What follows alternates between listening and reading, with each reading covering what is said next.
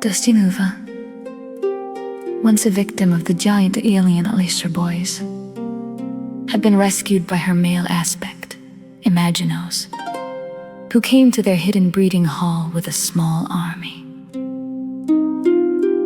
Imaginos didn't really need an army in his opinion, but when he saw the many babies surrounding Desdinova, most of whom were human oyster-kin hybrids, he was very glad that he had brought a few extra people with him.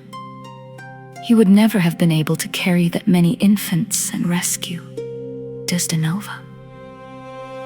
"Are we taking these things?" one soldier asked, uncertainly. "These things, as you call them, are my babies, so yes, we are bringing them. Even if I do detest their fathers, they are innocent in this. I won't abandon them. I certainly have no intention of letting their fathers raise them and teach them such crude behavior as they apparently grew up being taught. There is a small uninhabited island in the Mediterranean Sea," Imaginos said. "I saw it once during my early voyages on the Plutonia. We could build a settlement for you and the children there. The climate is warm and welcoming, and there are enough resources to build homes and start a few gardens. Do you think you could survive on a pescatarian diet? I didn't see any cows or chickens there. There were some sheep, but you might want to reserve those for their wool." "We might, indeed," Desdinova agreed. "Yes, I think we could survive on a pescatarian diet. Any birds that we might get eggs from?" "Most of the birds are too small to lay eggs of any useful size for eating. You'd have to eat 3 or 4 for any sustenance, and that would jeopardize the species. The 2 largest species on the island are the star vultures and vulture cats. But vulture cats have live births, and the star vultures lay their eggs on Saturn's rings and only come here during certain months. So you won't get eggs from them." "Vulture cats? Star vultures?" Desdinova raised an eyebrow. "Children of your Bizardo form, I assume?" "Indeed," Imaginos admitted, a touch of pride in his voice. "The vulture cats almost became extinct, so I bring a few mating pairs back from the 23rd century when only 100 remained and introduced them to the island where they could breed and flourish. They've had to adapt their diets, but they've become excellent at catching fish, though at first they weren't too fond of the prospect." He smiled conspiratorially. "Their bodies are mostly feline, you see, so hunting for them is like dunking cats."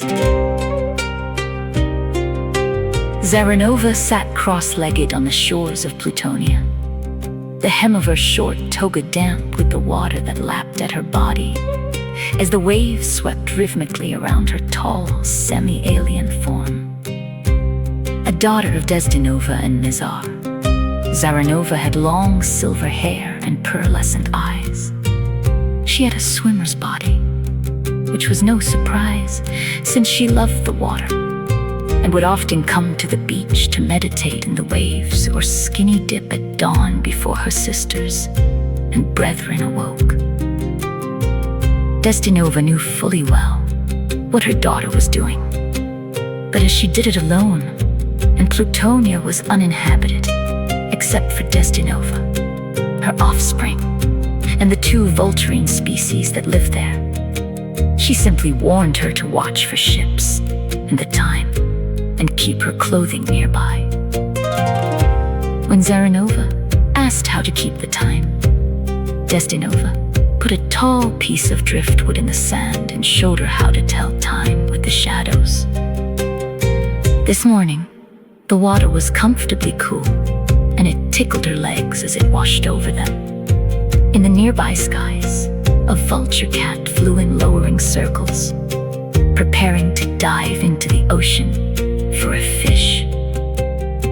"Good luck," she whispered, watching serenely as the creature swooped down, vanishing beneath the water, and coming back up moments later with the wriggling fish in its beaked jaws.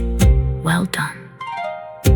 The vulture cat landed several feet inland, set the fish down just long enough to shake the water from its fur and feathers, and then began to feed upon its catch.